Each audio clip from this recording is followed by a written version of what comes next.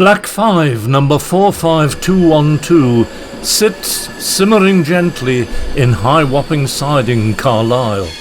Having arrived here in the early hours of the morning from Tomna Fire Depot at Fort William to haul the coastal stretch of the Loon Rivers Trust Special to Carnforth. While routine maintenance work goes on outside the station.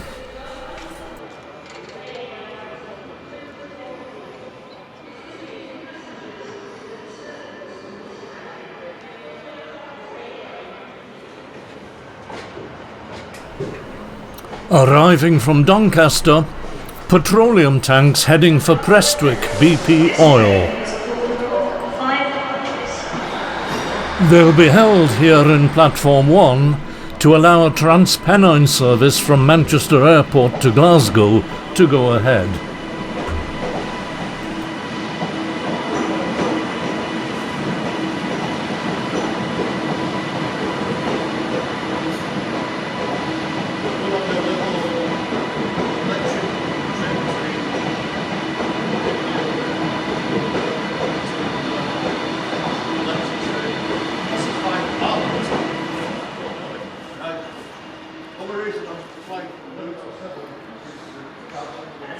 Preston, Bolton, Manchester Oxford Road, Manchester Piccadilly and Manchester Airport.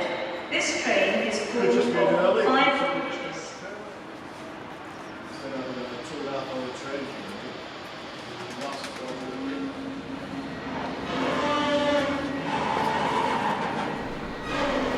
I make it 19 tanks in total.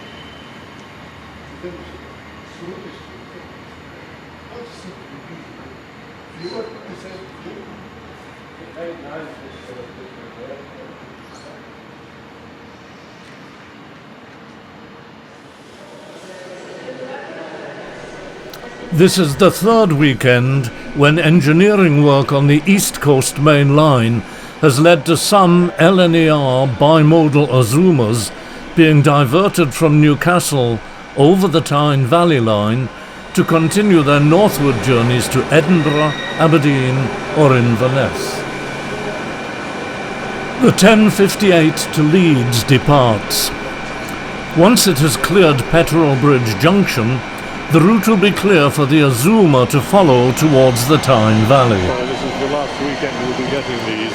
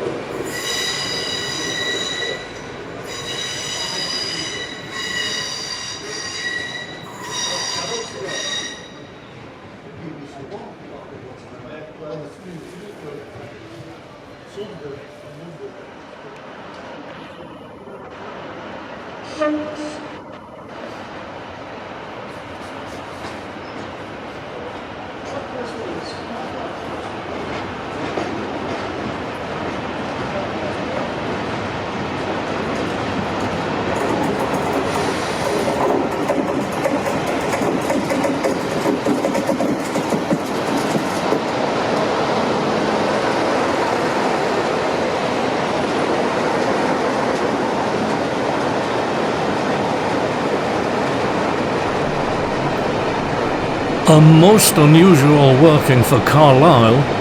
The Loon River Trust Special arrives, hauled by a pair of 33s.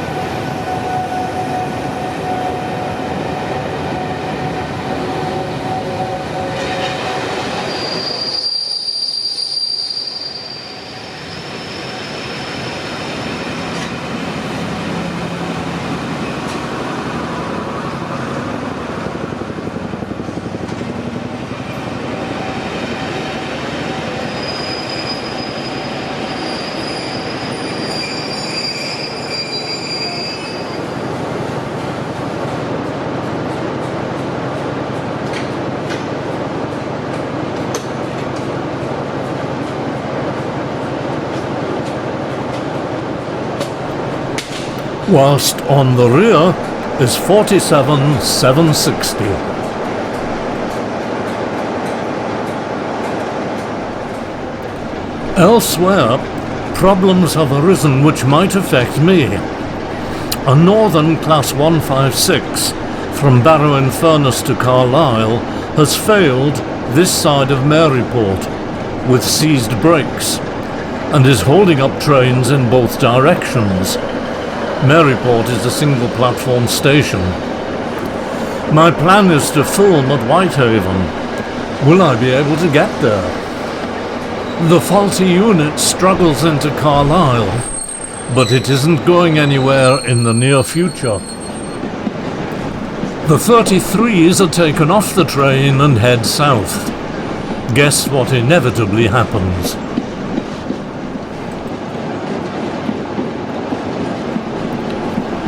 I can only wait for the long Tesco train to pass and try to catch them with a long lens.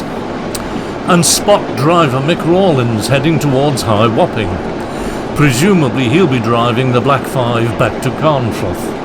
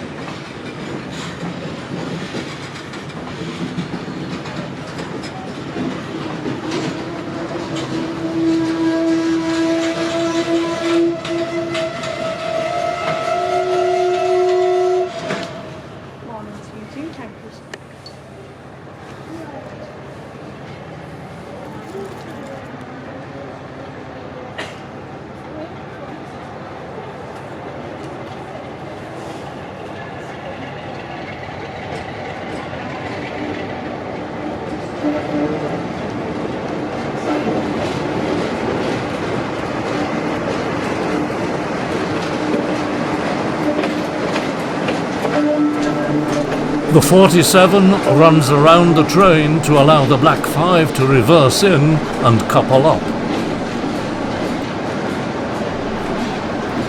Another train arrives from the Cumbrian coast. I must decide.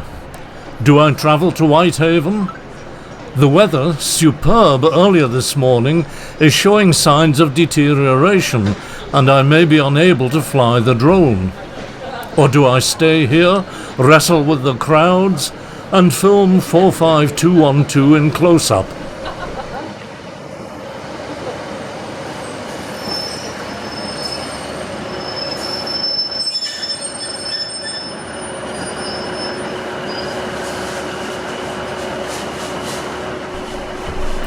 I take a gamble and only just board the train before it departs.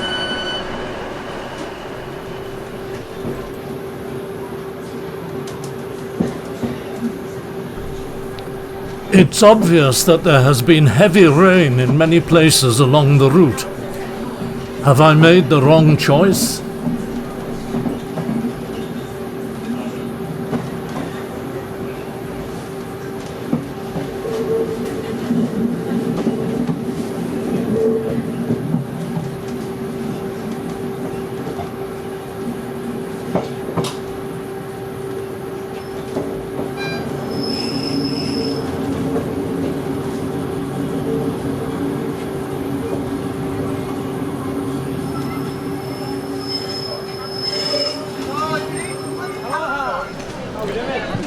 For the 11 miles from here to Sellafield, the line is single track, with a passing place at St. Bees.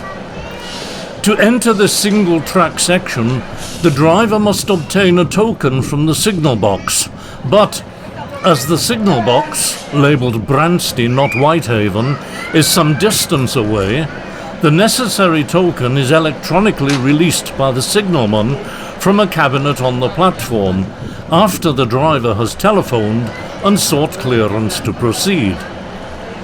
This token will be swapped at St. Bees for another for the line between St. Bees and Sellafield. Beyond that, the line is once again twin-tracked. Driver Rawlins will have to bring the charter train to a halt here to carry out the same procedure, before entering Whitehaven Tunnel and continuing his journey.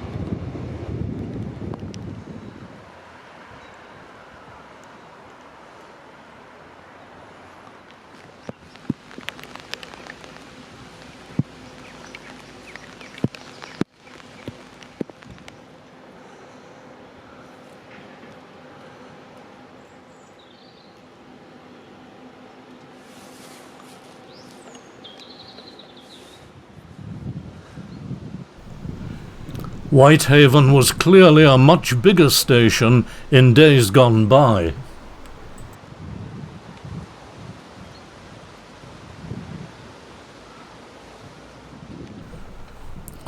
The weather is now looking much better, so I decide to head toward the shore and catch the steam train from the air. A gamble certainly, but nothing venture, nothing gain. I head for a car park from which I've flown before without problems.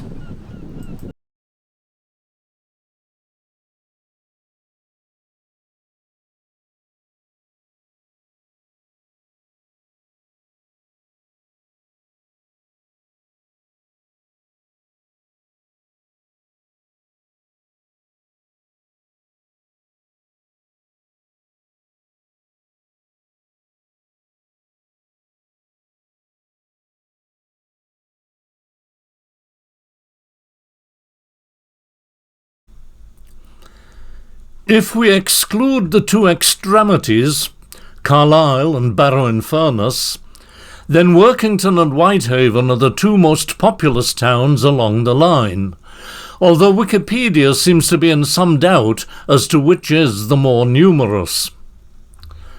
Go back a couple of generations, and this was a highly industrialized area, with extensive mining for coal and other minerals, iron and steel works, an extensive railway network.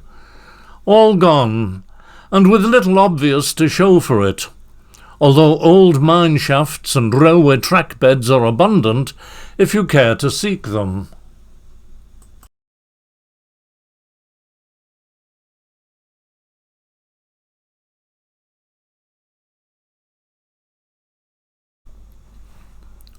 The candlestick chimney is in the foreground, with St. Bees Head prominent in the background, where the Solway Firth joins the Irish Sea.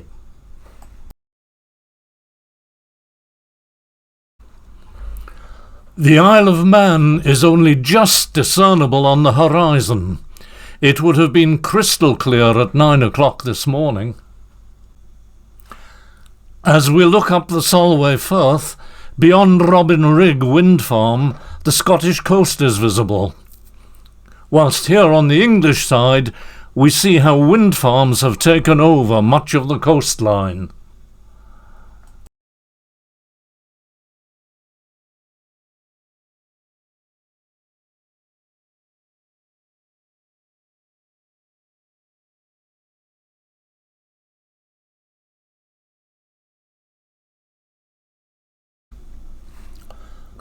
I bring the drone home to put a fresh battery in, ready for the charter train's arrival, when I'm approached by a young man from the adjacent firm, enquiring about my presence.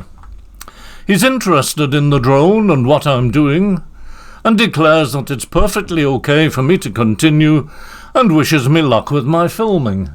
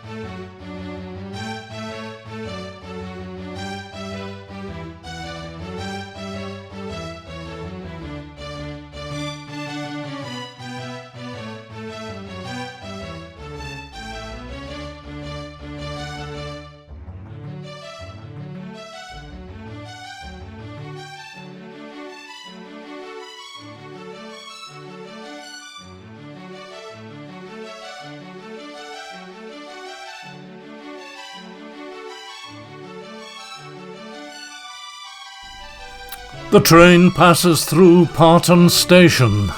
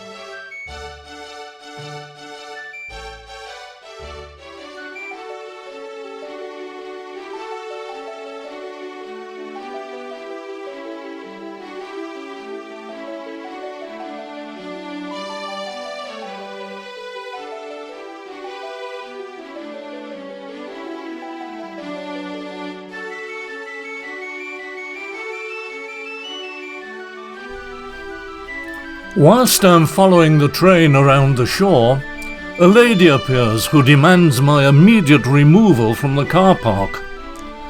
I point out that the security man has already authorized my presence, but she is having none of it, claims to be the manager, and insists I have no right to be here.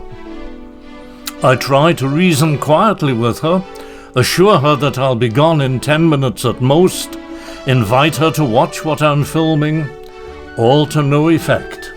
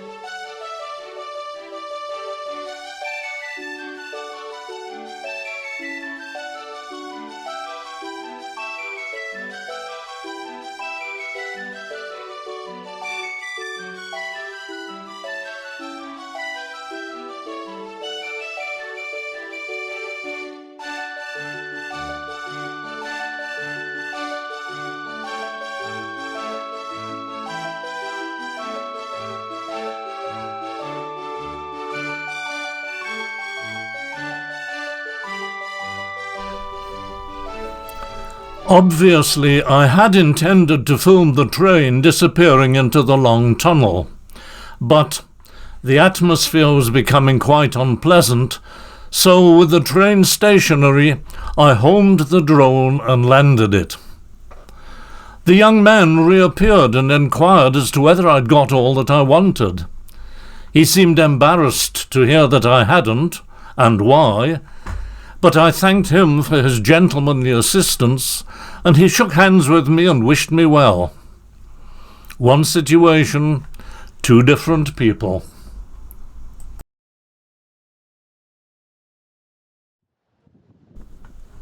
So this is the only view I got of the train's departure, filmed by my camera, which was still running as I packed the drone.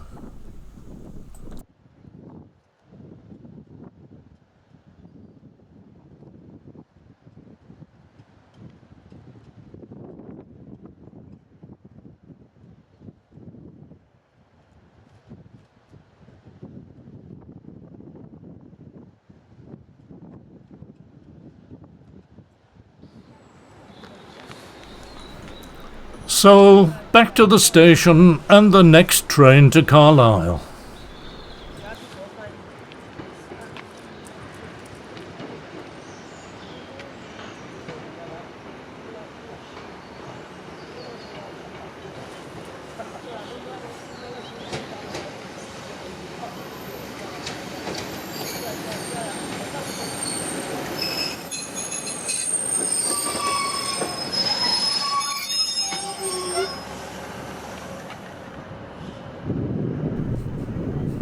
Where I now had an unobstructed view of these two old workhorses sitting in high Wapping siding.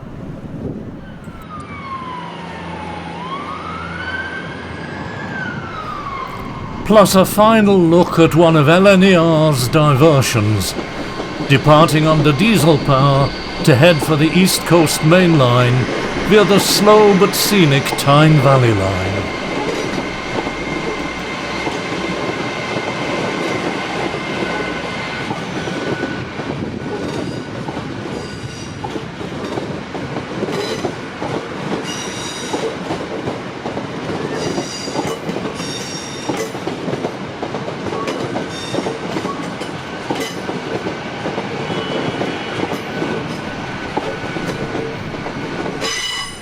My thanks to Michael in Carlisle, who on several occasions alerted me to things which I would otherwise have missed.